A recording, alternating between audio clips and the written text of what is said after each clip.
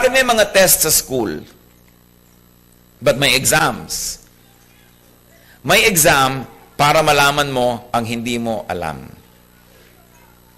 Halimbawa, 1 to 10, true or false, mali pala yung sagot mo sa number 2, ilagay mo true, yung pala false yon. Tapos dadayain mo para ka lang pumasa.